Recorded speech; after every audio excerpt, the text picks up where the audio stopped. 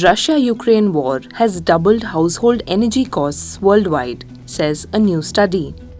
The study published in Nature Energy notes that rising energy prices are making households more vulnerable to energy poverty, particularly during the winter. The study outlines that since the war, energy prices have increased sharply but to varying degrees, depending on the type of fuel.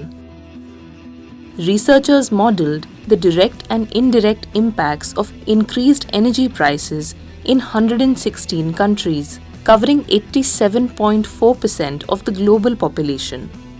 The direct impacts include the aggravated costs of heating, cooling, lighting, and mobility, and the indirect impacts can be in the form of the cost of transport and essential goods.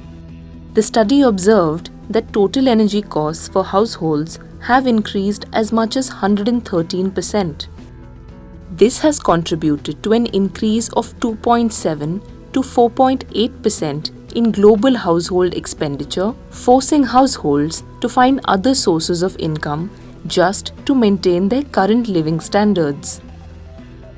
In some countries in sub-Saharan Africa, household energy costs increased by up to 3 times the global average. The cost of fuel has indirectly pushed up the costs of other goods and services throughout the global supply chain, pushing more households into poverty. As per the new study, 78 to 141 million people could be pushed below the World Bank's extreme poverty line. The energy price increase due to the Russia-Ukraine war would not have had such an extreme impact if not for overdependence on fossil fuels.